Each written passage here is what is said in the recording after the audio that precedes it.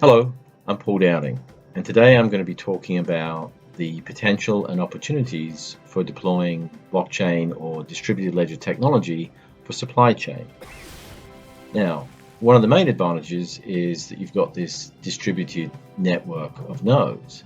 So, different than a central authority controlling a single supply chain, you may have the potential to share real-time data across larger networks or network of networks.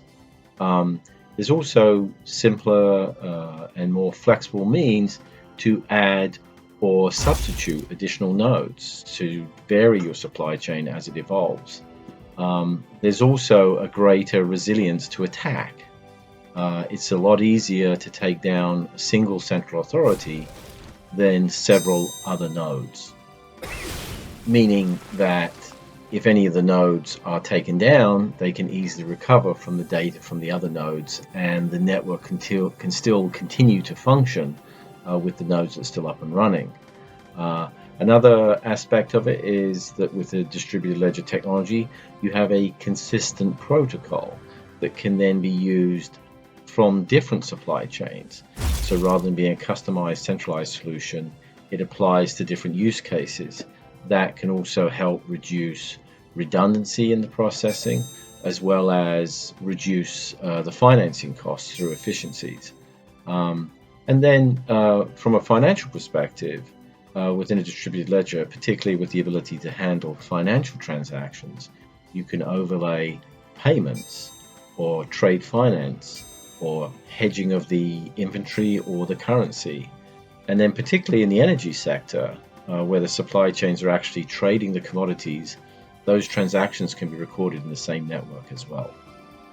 However, the problems with some of the distributed ledger implementations is that each node has to maintain a copy of the entire ledger across the whole supply chain. Now, some solutions will have separate shards and clusters or channels. However, it's important to recognize that those are separate and distinct ledgers that don't necessarily communicate with each other.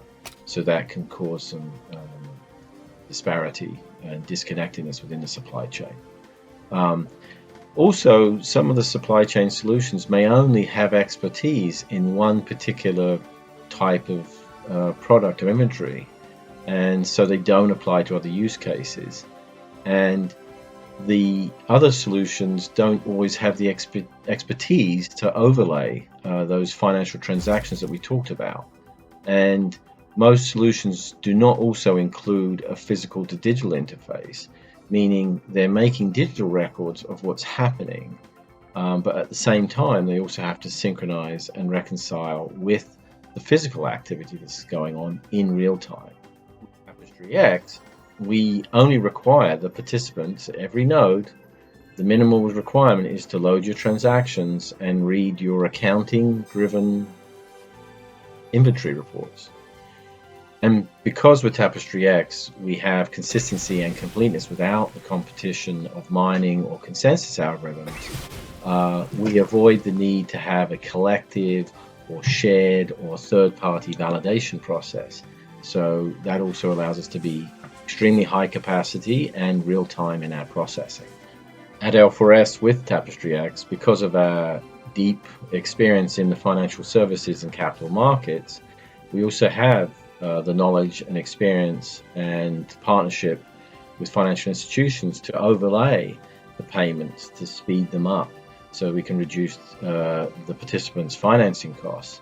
We can also include trade finance transactions, as well as hedging for currency, as well as inventory receivables.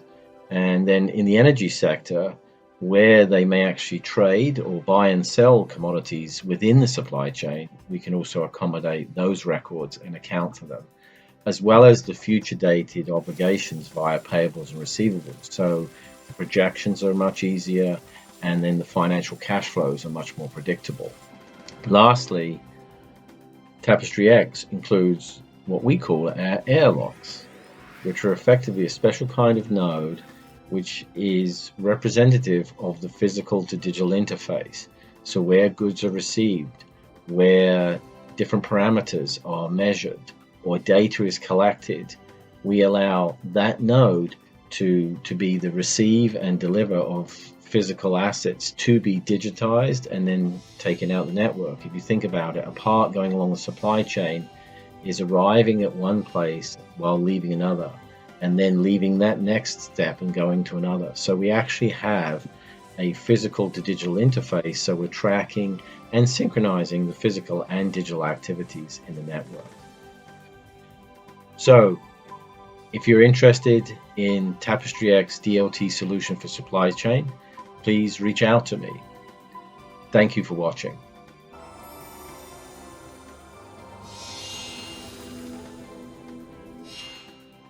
See more videos and articles at my LinkedIn profile, or go to the Blockhead's Thoughts Distributed on YouTube.